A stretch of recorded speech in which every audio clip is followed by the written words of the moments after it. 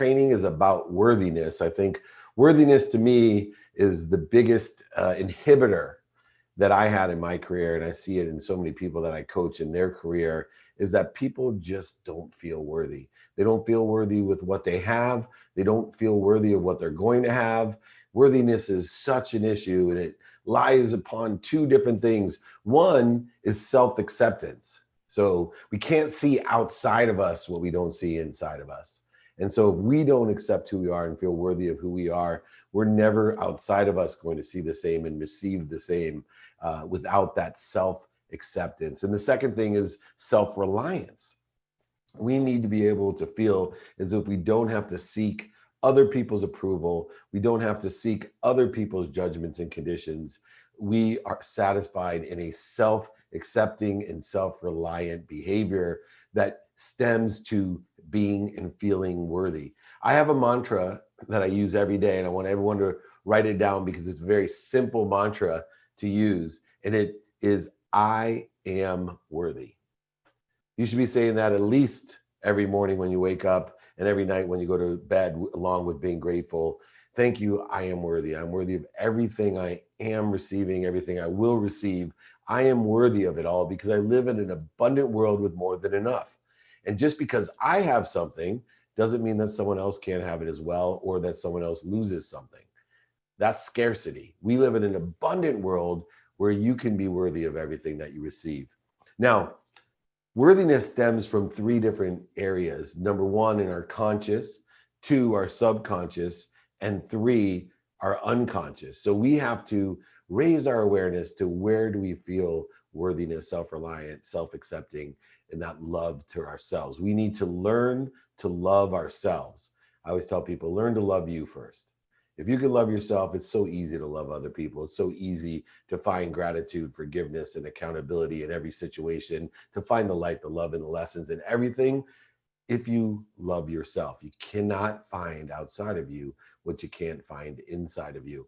And so I have a little story to share about my own worthiness.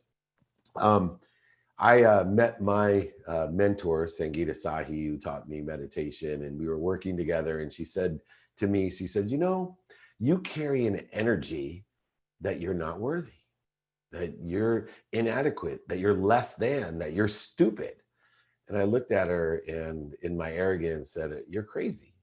I mean, I'm insecure about a lot of things, but that's not something that I feel that I'm inadequate in, is my intellect, my intelligence. I never feel as if I'm stupid. I don't know what you're talking about. She said, oh no, it's quite prevalent in everything you do. And it's causing interference, corrosion between you and that unbelievable source that you're connected to, this unbelievable power. It's stopping you from liberating your light so you can liberate other people's lives as well. You need to figure this out. And I said, well, I know I think and say and do things as if I'm smart. I don't carry this lack energy. I don't understand. So we went and worked through different things that had happened in my life. And number one, I grew up in a hyper competitive intellectual family. You know, I always joke around, but if I was summa cum laude at Harvard, I would be one of many people in my family. Would not be an exceptional feat. Not like me playing sports, where I would think was the only one even to play a high school sport. But moreover, the intellect competition and scarcity in my family was great. So even my siblings, all who went to the Ivy Leagues, Harvard, Penn, Columbia, extraordinary intellects, my mom, my uncles, my aunts, I thought, well, maybe I didn't feel adequate against or with or in comparison to them. And then a little bit further into the discussion, I realized that I was hyperactive as a child. My mom used to make me run around the block and time me and say, oh, you can beat that time. And not only did it allow me to become a better athlete and get into better shape, but it also took all my energy away. So I was able to focus, but I was very hyper. And when my grandmother used to babysit us, which was often because my mom had, 6 kids, single mom, my grandmother would babysit us. I'd tell my grandma all the time, grandmother, I'm bored. And she's like, bored? Only stupid people get bored. Smart people think of things to do. And all of this feedback, this conscious feedback, laid within my subconscious mind. And in my subconscious, I must have been thinking, gosh, you know what? Maybe I'm inadequate. Maybe I'm less than. Maybe I'm inferior to. And I created and started to put messaging, not just unconsciously what I think, say, do, and believe, but moreover, activating my DNA of less than.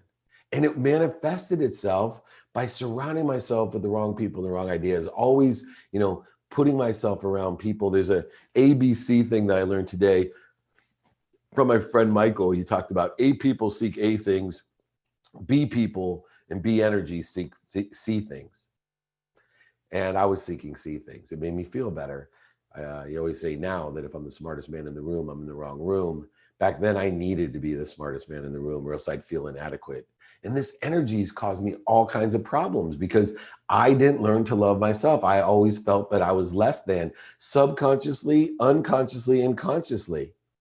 And it happens as we compare ourselves, as I did, to my siblings, comparing myself to aunts, uncles, relatives, my siblings, and to others. And that comparison, I realized, weakens at all time our self-reliance.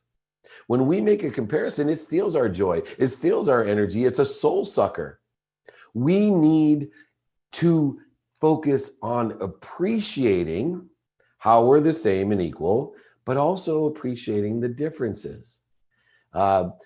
Every strength put into a different position is a weakness, and every weakness is a strength, and it's determined upon the judgments and conditions and comparisons of the socioeconomic status or socioeconomic system that we may be living in at the time, especially consciously. Let me share another story with you. The CEO of SAP had a huge problem. They were testing a whole bunch of software, and the problem with testing software is that you need human beings to test it because that's the only way we'll know if human beings will make those mistakes and how to fix those mistakes and where the bugs are and how the UI would best effectuate people who are using the software. The problem with human beings testing software is that they have to do the exact same things again and again and again. And human beings don't like to continually do the same thing. They get bored, like I did with my grandma. They feel stupid, less than, and have an energy of not feeling worthy. And this was perplexing because the CEO of SAP needed 40,000 employees hired to test software across the world. And he's sitting there thinking to himself, oh my gosh, how am I going to do this? I'm going to have to do shifts, how coordinate people to do alternative activities. What can I do? And as he's thinking about it, he looks over on his floor, and his son, who was on the spectrum, has Asperger's, and he looks over and he sees that he just keeps doing the same thing over and over, and he loves it. Now, society saw that as a weakness. Right? We separated them. He was less than because he was on the spectrum. We put him in special schools to do special things. But when the dad moved people that had Asperger's and autism and on the spectrum over to software testing, they were exceptional. Their weakness became a huge strength. And moreover, the abundant universe, the more than enough universe, not the less than enough, the comparison, the scarcity universe, but the more than enough universe not only provided that strength, but also rewarded everyone because obviously it saved SAP, but moreover, it provided 6 figures income to multiple people that never would have received it, and moreover, made them self-reliant, self-accepting, happy, and worthy. We need to take this as an example, and we need to take inventory to know what our weakness is, and we need to find where our weaknesses are synergistic and supplementary as a strength. You can move your weaknesses to a different place and it be a strength. For example, on the football field, my physical attributes are a weakness. I'm 5'7", 147 pounds. That was a weakness.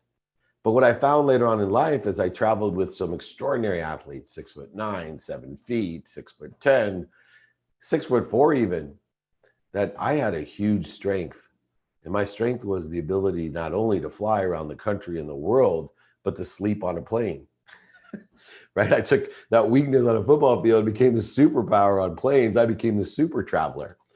You become the super traveler. Move every one of your weaknesses. Be more interested than interesting. Find and seek where it's synergistic and supplementary to being a strength. Don't allow other people's judgments, conditions, and society's socioeconomic behaviors to place those definitions on you, like my grandmother did to me, that only stupid people get bored. No, active people get bored. So inspire me and empower me to find something to do. Move my weakness into an area where it could be strength, like my mom did. Make me run around the block and time it so I can become a better athlete, so I can be healthier.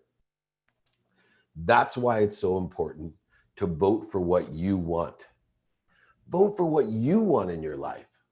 So many times we allow those judgments and conditions on our weaknesses to keep us in the same place, to not allow us to be worthy, to not allow us to be self-reliant or self-accepting. We start listening to what other people think, and then even worse, voting for what other people want. In order to do that, we have to learn a valuable lesson of worthiness. Not only the mantra of I am worthy of everything I receive, everything I will receive, everything I want to receive. But you cannot seek acceptance or seek approval from others. You could seek advice, you could seek directions, you could seek situational knowledge, experience, and dummy tech, but you cannot seek reliance or self-acceptance from them. If you do, you will always be seeking it. And nobody wants to be around someone that's seeking acceptance or approval.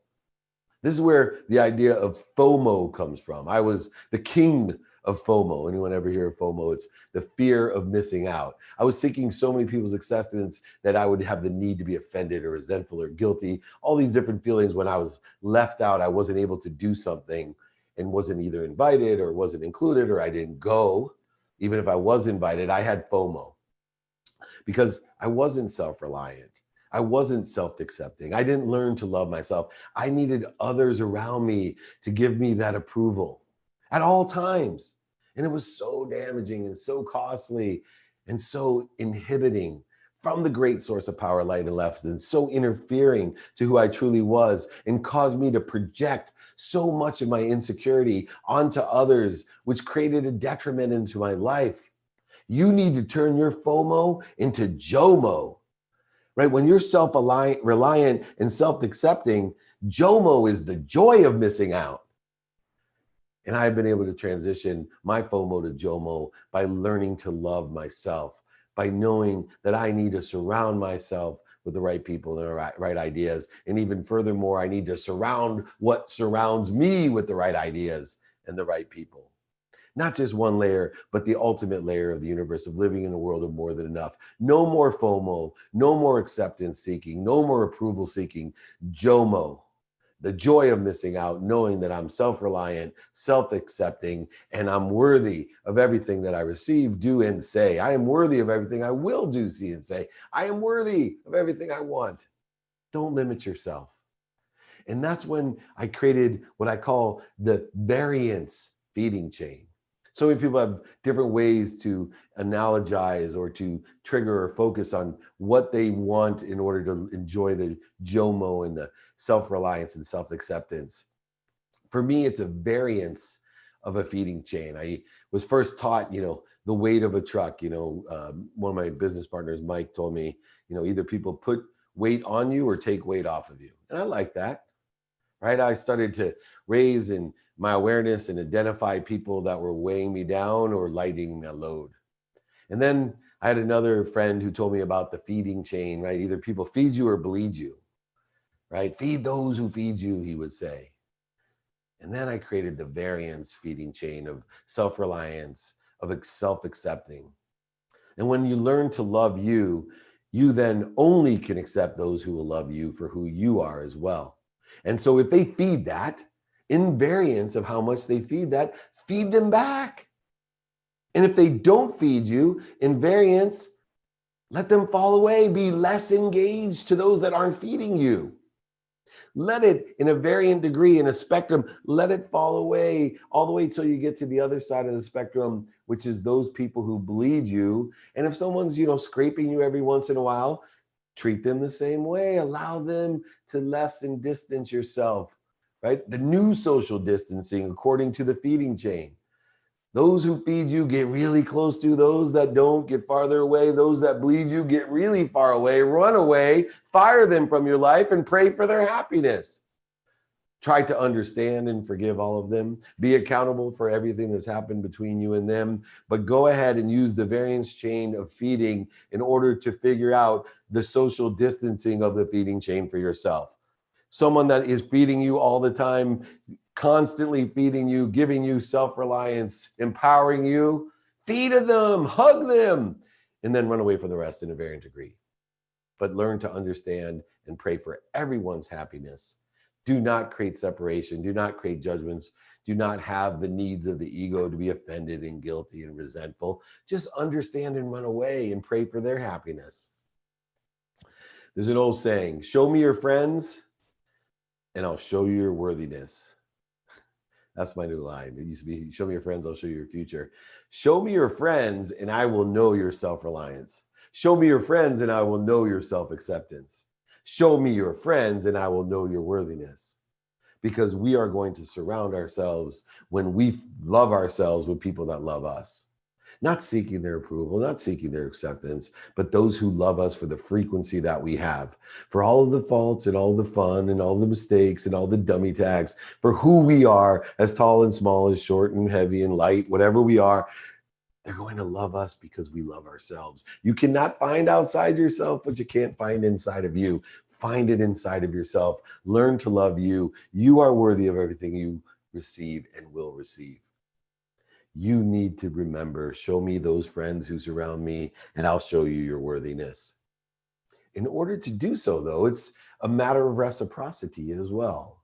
Not only must we have self-reliance and self-acceptance and look within in order to see without, but what we see without affects within. They're reflections of ourselves. And in fact, I tell a story about my dad giving me a jacket for my 30th birthday. And he gave that to me and it had no pockets. And at 30 years old, I wasn't able to receive the message. It wasn't what he was saying, it's what I heard. And he had given me a first birthday present in 20 years after forgetting my birthday and telling me he didn't believe in birthdays. And me going 20 years thinking, I hate my father because he is a liar, a cheater, manipulator, a back-end seller and an overseller. I hate him. And then he gives me that gift and he tells me that he wants me to be buried in this jacket because it has no pockets, to remind myself that you can't take anything with you when you're gone, that you literally, money doesn't buy happiness, David, he tells me. I didn't have the studio back then. It didn't buy happiness, he told me. I'm like, yeah, it sure rents the crap out of it. I wasn't ready to hear him. But later on in my life, when I learned who I was, I realized that the reasons I hated my father was simply the reflection of myself. I didn't hate my father at all. I treated him poorly at the time when I was young, as many young people do, but I learned a valuable lesson that I could not see what was inside of me, outside of me, and I sometimes project what I hate about myself onto others because I hated all those things about me. I was a liar, a cheater, manipulator, overseller, back-end seller. I hated myself. There was no self-acceptance or reliance. I was carrying an energy that I wasn't worthy, and it was affecting all areas of my life. Even when I received things, I didn't feel worthy of them, so I would feel dirty and guilty, and I'd get rid of them. I'd give them to people. I'd trade them. I'd self-sabotage. All these things happened every single day until I learned one thing.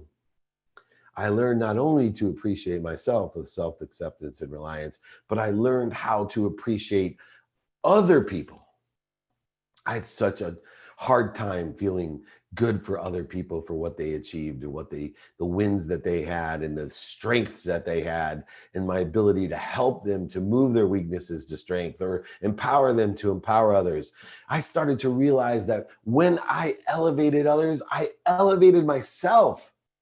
And so not only was the self-acceptance and reliance part of an internal lesson to learn to love me, but it also was an appreciation of everyone around me in order to elevate them, to appreciate their love for themselves. And that reflection became completely different when I learned to love myself. And in order to do so, I stopped criticizing myself. And I started to illuminate the lessons that I had learned. When I went bankrupt, I remember when I was young and a millionaire in my 20s, thinking, gosh, I couldn't imagine losing everything and being bankrupt. I could never imagine telling people that I lost money. I was Midas. Everything I touched turned to gold. I couldn't imagine. I would have rather stood on stage naked singing a song than having to tell people that I went bankrupt.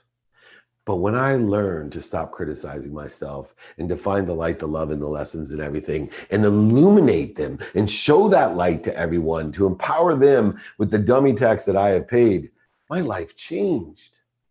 When I stopped criticizing myself and worried about my own mistakes and lessons that I learned and stopped projecting them onto others, all tides rose.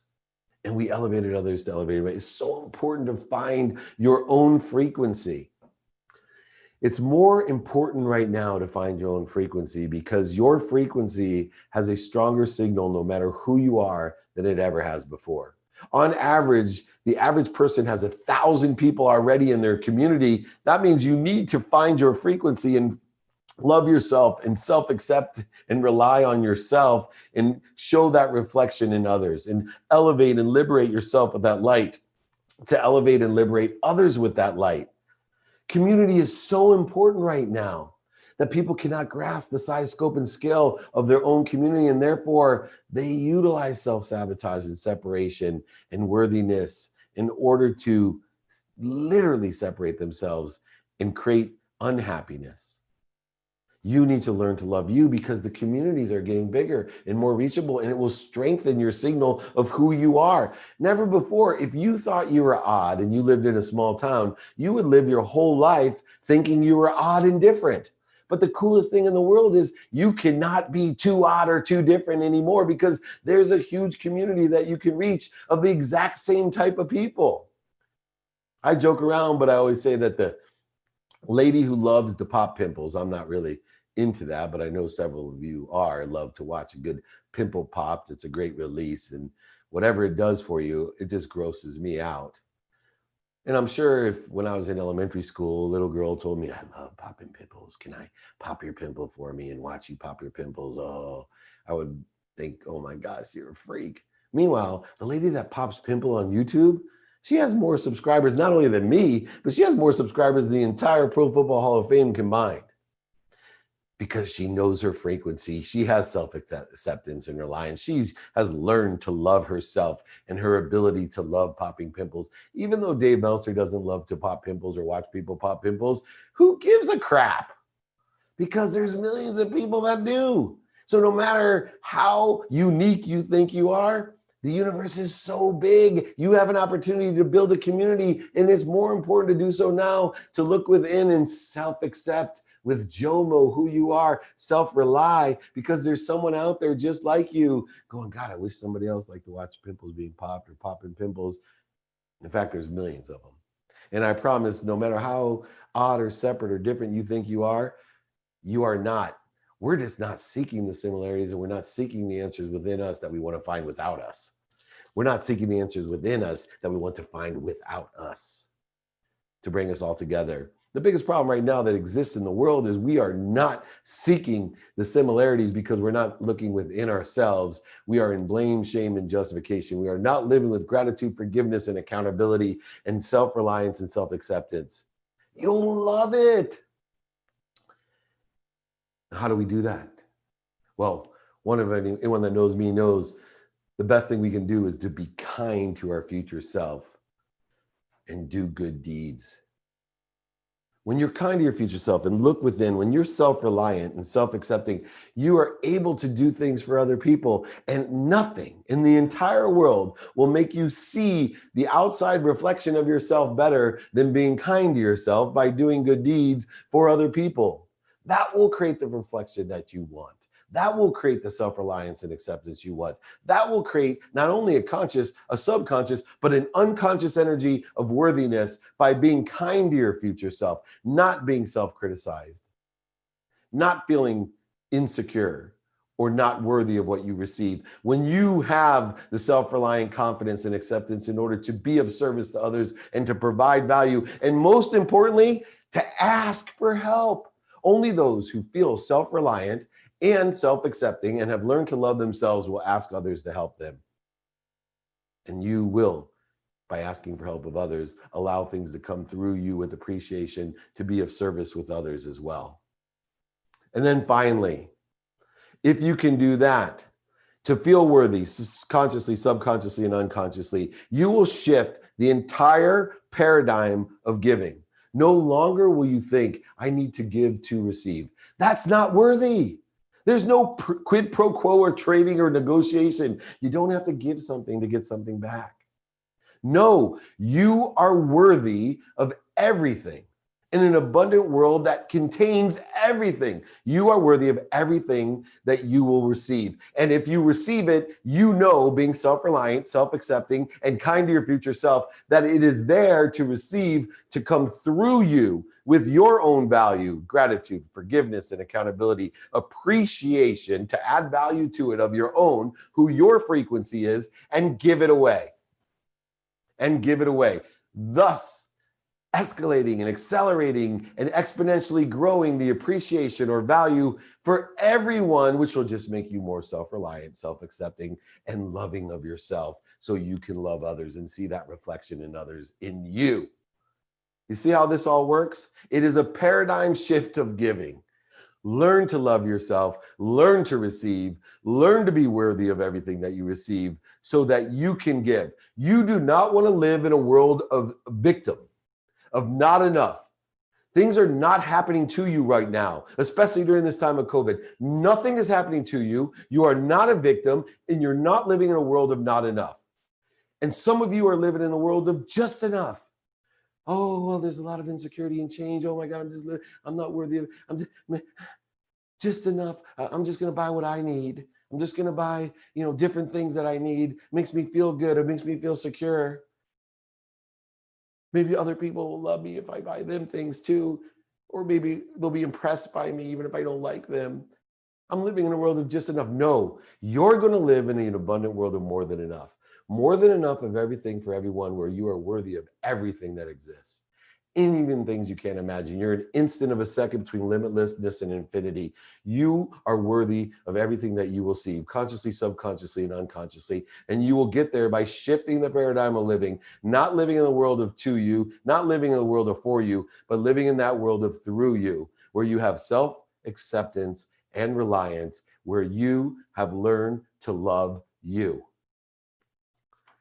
That's worthiness. Now, if you want the guides, the exercises in my books on worthiness, just email me, david@dmeltzer.com. You want to watch this again?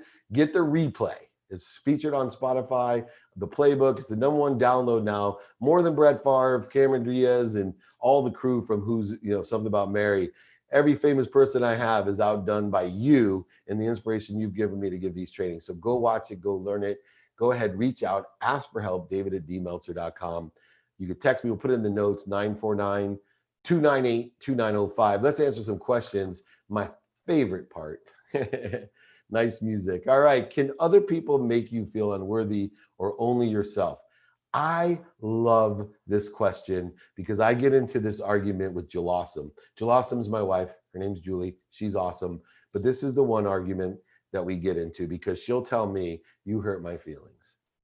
And I'll tell her, impossible. Now, probably not the smartest marriage advice in the world to tell somebody it's impossible for me to make you feel a certain way, but it is. You cannot find outside of yourself what you don't see inside. Someone could tell me, right, that, I have a big nose, and if I'm insecure about having a big nose, it's going to hurt my feelings. If I feel confident that I don't have a big nose, maybe I just have a small face and it looks that way on Zoom, I'm not going to be affected by it. You are the only one who does not, that has control of how we feel. Not only do we have control of our mindset, but we have control of our heart set. And those two things combined with what we think, say, do, and believe and hear allow us to know our variance of worthiness, of what we can handle, of what weaknesses we have that hurt our feelings and what weaknesses we have that don't.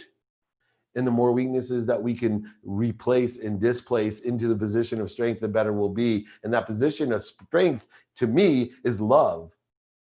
When you learn to love yourself, nothing will protect you. When they say, no weapons formed against me will prosper, what do you think the shield is? It's love.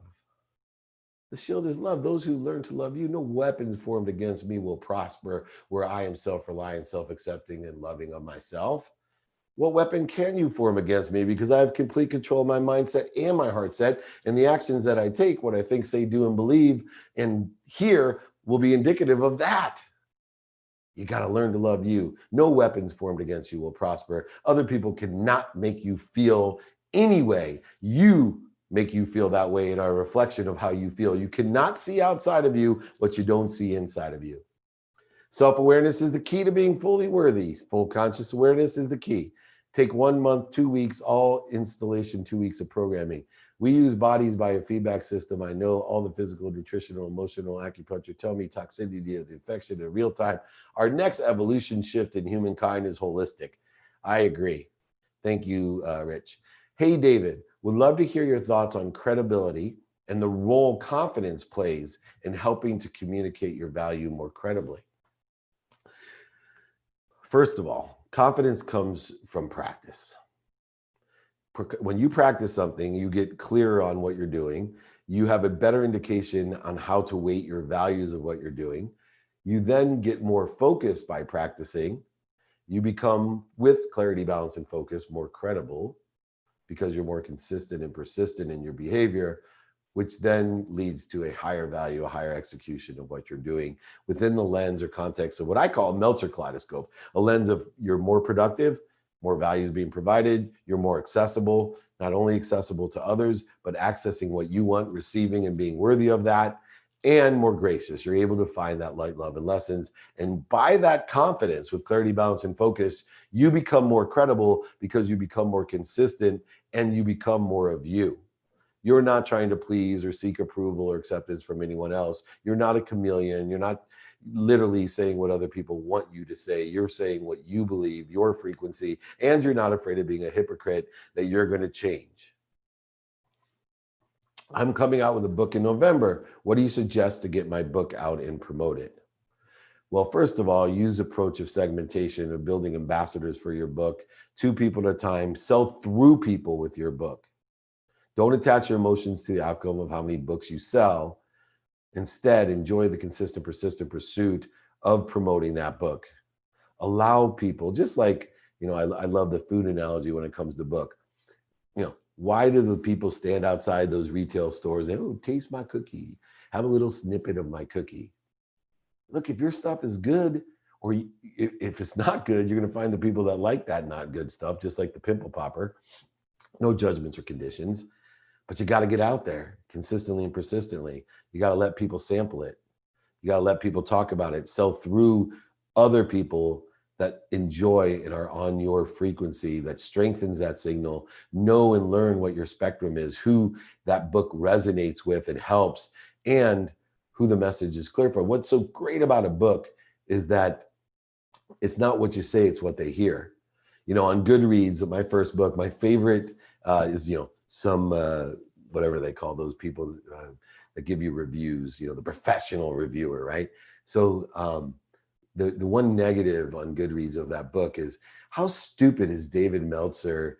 He thinks that if you talk to water, it will turn dirty. This book sucks. It's not what I say, it's what they hear. I was just telling a story about a movie called Blink, where they were saying that the negative energy flows through the voice and that you actually can turn water dirty or clean water up by speaking nicely or bad. Same with plants or animals or humans. We're all energy. And that person's not on that frequency, obviously, and thinks my book sucks because of the one story out of hundreds of stories and lessons that are in it. Remember, it takes as much energy to change a closed mind that it does 1,000 open minds. But if I were to quit because I got one bad review on that book, then the thousands and hundreds of thousands of those books that have sold now wouldn't be sold. If I didn't have self-reliance, self-acceptance, and loving myself and loving my book for what it is, because it's me. Anyone that's read Connected to Goodness, which I promise I'll give it to you free. I'll send you a signed copy if you want, david@dmeltzer.com, but you'll know my frequency. My frequency may not be for you. That's fine, but it's my frequency. Find your frequency, allow people to sample it, find the audience that does resonate and has that clarity, balance, and focus, that frequency that you're on, just like the pimple popper lady. And I'm happy to help you, by the way, John. So we'll promote you and put you on to our platform to help you with your book as well. All right. It's a bad thing that I know I need to improve and always try, but also believe I myself, and I love to actually believe, but I believe that I just keep pushing as I have, won't let there be negative break me. It fired me up like a superpower to show them by succeeding despite. So what this basically says, what I think it says, is this person's in comparison. So negative people, like the lady who gave me a bad review on my book, can motivate you, but eventually they'll suck your soul dry. They're an energy suck, right? We don't have to seek approval of others. We don't have to prove to others anything. We need to prove to ourselves that we're enjoying the consistent, persistent pursuit of our own potential. We're competing within, and in order to do so, we have to be devoid of ego when it comes to what other people think, because they're only going to get in our way. We can allow it to get us up, get us back up, get us started, get us back started. It can allow it to motivate us, but it's not going to inspire us. It's not going to get you there.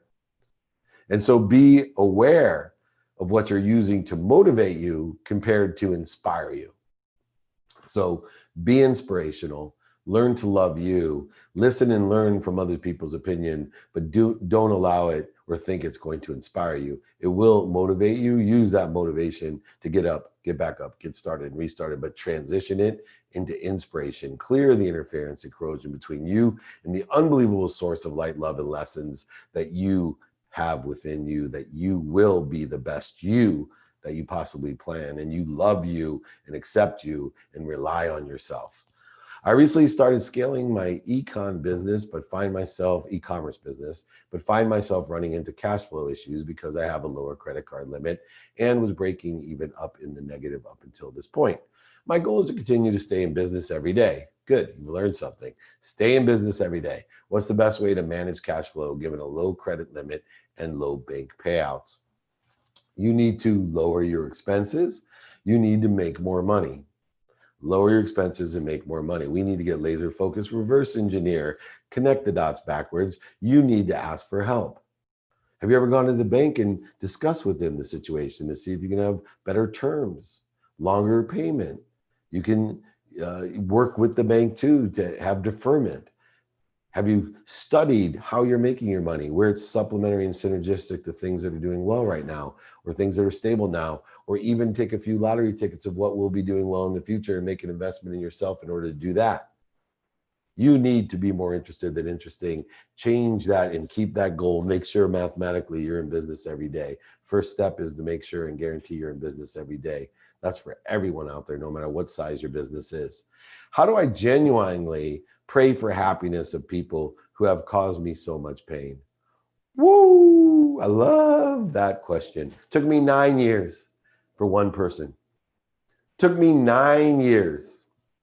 9 years to pray for true happiness. When you talk about genuine, I would tell people, oh, I'm so grateful that happened. I know this sounds weird, but I forgive that person for doing that to me. I forgive him. I've learned so much. I'm so grateful. And then I go home and dream about tearing their fingernails out and putting Tabasco in them. 9 years of working and cancel, to clear, and connect. Something that's in my book. I got exercise on it, guides, david@dmeltzer.com, free. You can get my book. It teaches this, but you can learn to not only consciously say and think what I'm talking about, forgiveness and praying for their happiness, but to subconsciously have it re-engineering and creating neural pathways in your brain, be one of the 40,000 of the repetitive same thoughts that you have every day. But most importantly, like worthiness, shift your energy so that you actually genuinely feel and can pray for someone's happiness that has done you wrong, caused you pain. It takes time, but when you do, you have benefited. We don't forgive other people because they deserve it. The same way of worthiness, we do it because we deserve it, because you can't see outside of you what's not inside of you. And if you can't see that happiness inside of you and be able to pray for it for someone else, you better work on that first. And it takes time. consciously, subconsciously, and unconsciously. Okay, let's keep on going. Whenever you can answer this, I would truly appreciate it. How about now? I text the question, but I never received an answer. I apologize. If I don't personally, at least you know other people might answer my questions. I also am working on being able to send videos to teach according to the questions. Hopefully that will be launched by November, where I'll just send you videos that answer these questions to help scale what I'm doing. So number one, thank you for your patience. I taught for over 20 years, and now I'm wanting to make a difference in other people's lives. Well, first of all, if you've taught for over 20 years, you've made a significant difference in other people's lives. Now through life coaching, and I understand it is different from teaching. It can be. Is there a curriculum or a cheat sheet, if you will, I can use from the first day to the last to help me target what it is I need to be able to help others to fulfill their potential? I would get a mentor. Right? The way that I teach is I have people shadow me, I work with them, and I watch them. That's the best way. Find a great mentor. I'd be happy to help you. David@dmeltzer.com. I have private groups that do this. I have one-on-one that does this. But the only way, there's no cheat sheet, is learn with someone else that's successful or sits in the situation that you want to be in according to a life coach, and then make your adjustments to that, and you will find the best and easiest way. Remember, the best way to get somewhere is to find someone that is there and ask them for directions. The best way to get someplace is to find someone that's already there and ask them for directions. Why don't we do it? Because we don't feel worthy. We don't feel worthy of the directions. We don't. That's why you got to learn to love you. Through self-reliance and self-acceptance, it allows us to ask for directions. Counterintuitive, but true. I want to ask my boss for a raise that I think I deserve, but I'm having a tough time advice. Quantitatively, analyze why you deserve a raise. And don't put any kind of time constraints on it, and ask for the raise with credibility and emotional attachment. But most importantly, quantify the reasons you should get a raise, the impact economically that you've had on the business, and the capabilities that you have and can apply synergistically, supplementarily, and aligned with profit. And if I could tell someone, hey man, you're making this much off of me, I'd like an additional percentage of this much. I know there's overhead and blah, blah, blah. Does that sound fair? Can you see any reason you won't want to give me a raise? Now, there may be other circumstances that you don't know about. This happens to me a lot. There may be some predisposed variables that you've misanalyzed. I had a kid come in and, your podcast has doubled in downloads. Yeah, well, tell me what you did, right? What you did to do that.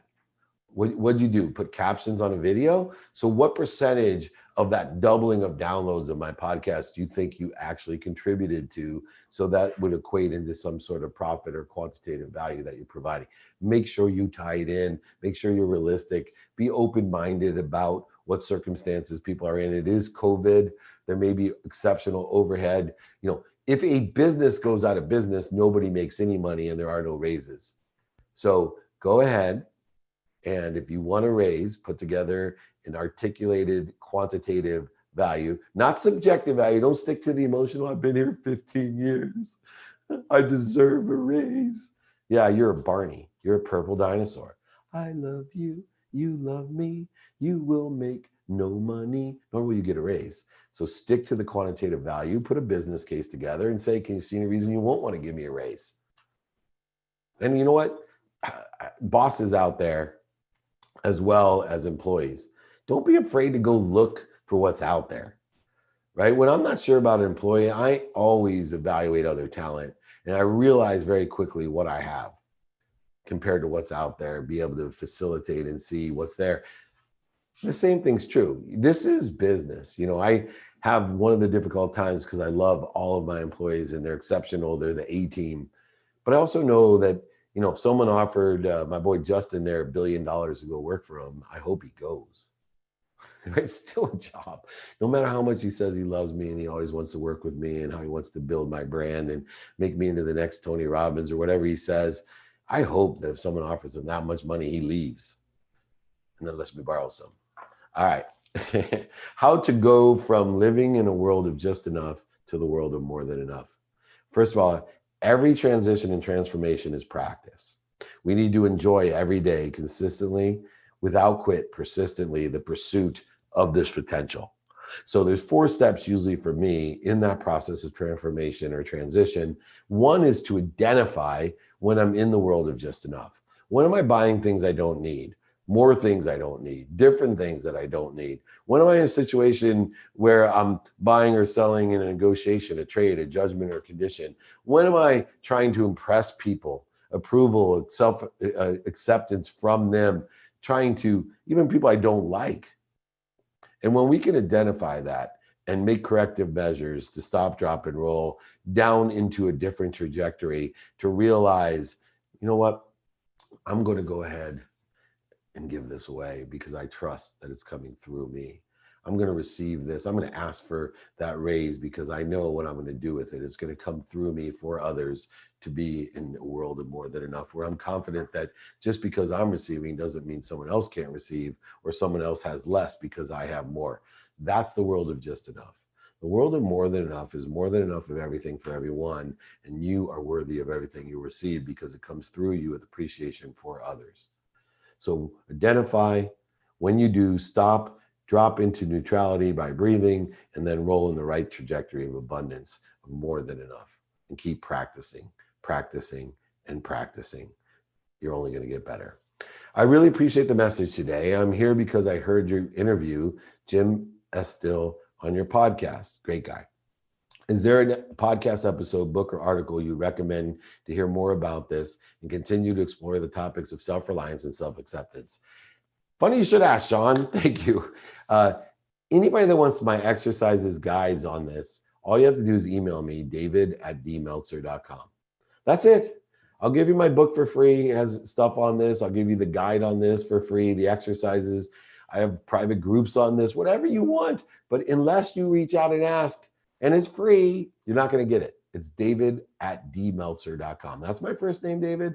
That's my first initial D, and my last name, Meltzer.com. You got it? But I'd be happy to help everyone. Please, if you're watching the replay, featured on Spotify, featured on Entrepreneur, on every platform from iTunes to YouTube to Google Play, whatever you're listening or watching it on, reach out, ask. I'm here to empower over 1 billion people to be happy. I'm not going to get there without 1,000 of you learning how to empower 1,000 to empower 1,000. I'm going to create a collective consciousness of worthiness and happiness. I'm going to do it with you, and I appreciate you being here to do that.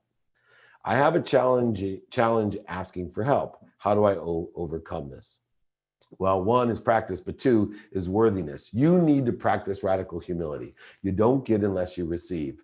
You have to realize that by shifting the paradigm of value, of feeling comfortable receiving because you're worthy, because your intent is so good with what you're going to receive, you're actually giving by receiving. You're limiting yourself by worrying only about giving because then you don't have enough to give. If your focus is truly to help other people, then you need to receive more so you can help other people with more. If you are only concerned about giving, you're not going to have enough to give, and you end up being a drain on those people. And on the variance chain of feeding, you're going to be in the wrong place. This is what I mean by shifting the paradigm of value, shifting the paradigm of giving, and shifting the paradigm of the reflective nature of self-acceptance and reliance by only seeing what's inside of us in order for it to be outside of us in some sort of reflection of self. You nailed it. Whew, my heart tells me I'm worthy, but my head tells me I'm unworthy. How to change this? This is the subconscious and the unconscious continuum. My heart telling me I'm worthy. I think, say, do, and believe the worthiness that exists. But yet, my head tells me I'm not, because that's coming from our unconscious competency, our DNA. There's a great chain of genetic ancestry that comes down from great-grandparents, grandparents to parents to us. The feeling of being stupid or unworthy or separate or inferior. All of these things are just completely counterintuitive and productive of being self-reliant and accepting. And so we need to practice. We need to cancel those thoughts when they come up in our head. We need to clear our mind when it comes up in our head, and we have to connect and use our free will to clear that interference and voids and shortages and obstacles that we create to our own worthiness in order to effectuate the heart, the mind, and the soul in alignment in conscious, subconscious, and unconscious continuum. And you can do it, right? Think about this. Take the smallest measurement that you want to improve upon. I don't care if it's an audience for your podcast or writing a book, sales, or being worthy, whatever it may be. Take the smallest increment, a millimeter, a micrometer. I don't know how small you want to get, but take a millimeter. Most of us can't recognize a millimeter with our senses, but take a millimeter. Go ahead and double a millimeter every week. See where you are in a year. That's what we can do with worthiness. That's what we can do with selling books. That's what we can do with our brand, our community. That's what we can do with our business and our relationships. Just a millimeter a week. Go ahead, double 1 millimeter for an entire year every week.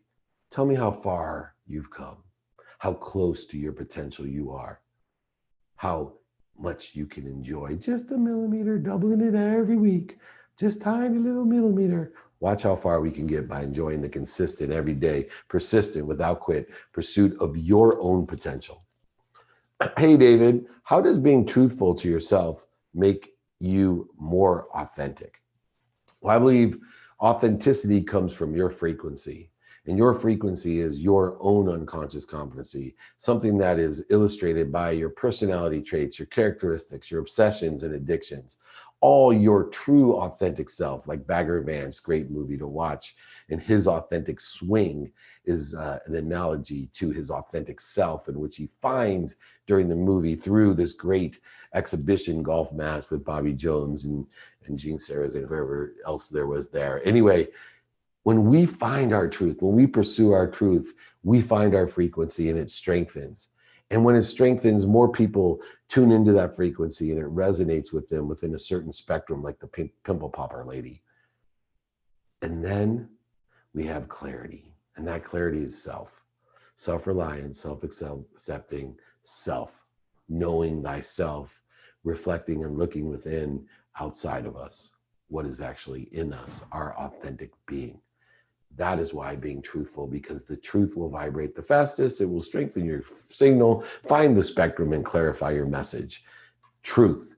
No one out there is 100% truthful. No one is 100% credible, but we all must do our best to live to our higher self, our higher being.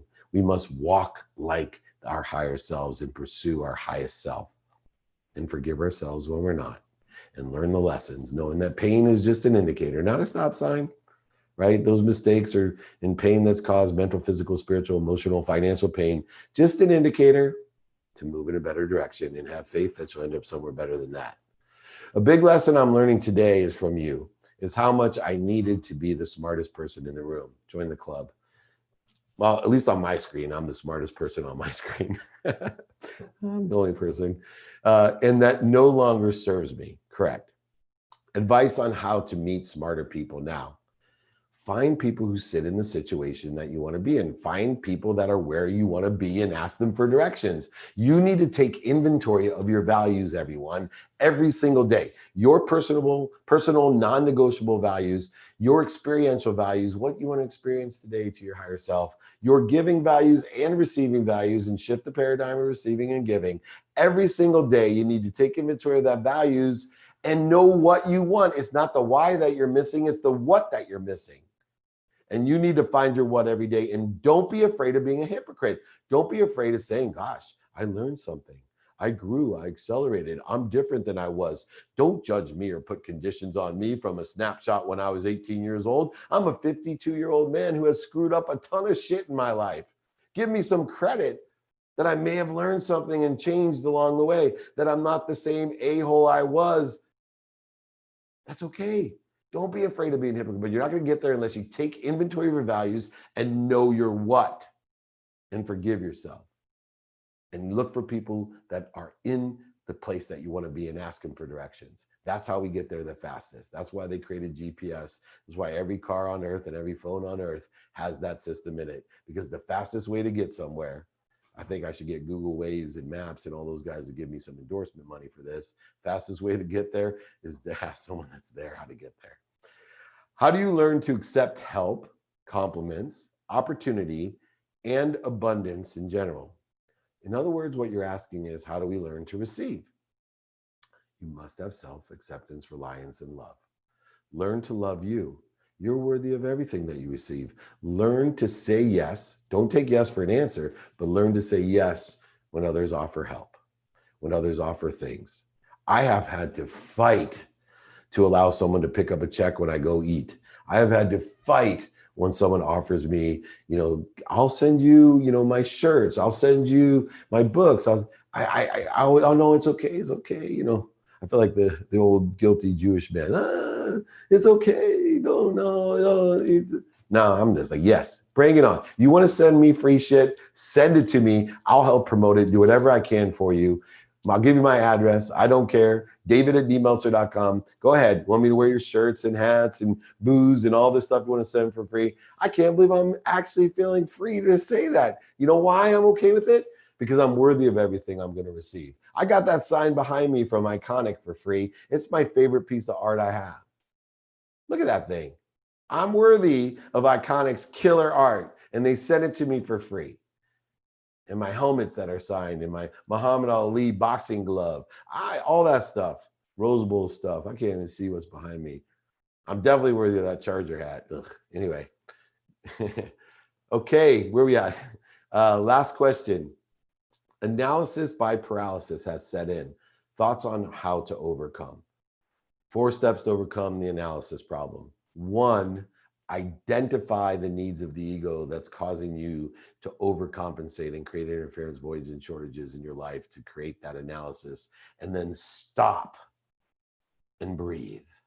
Get down to center and realize that I need to get to a place where I can move again, to get myself onto the trajectory of where I want to be with the values that I set forth at the beginning of the day. Personal, non-negotiable values, experiential, what I want to do, giving and receiving by shifting that paradigm. And if I do so, I can stop, drop, and roll. Remember, when you are paralyzed, your mind, body, soul is on fire. You are outside in the anxiety zone. Things are constricting, not expanding. You are going polar opposite to what the universe does.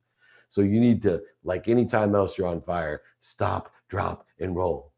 Stop the analysis, drop down to center, and then roll. No more paralysis, in the right direction. All right, everybody, we know what time it is. It's noon. That means you can watch the replay on Spotify, featured there, Entrepreneur, all the platforms. You can email me for the guides, exercises, a free signed book, free course. You just have to david@dmeltzer.com. If you haven't joined my text community, it's 949-298-2905. But most importantly, reach out to me, david@dmeltzer.com. Get your free stuff. Send me your free stuff. I don't care. We are all worthy of everything we're going to receive. Most importantly, be kind to your future self and do good deeds. Have a wonderful weekend.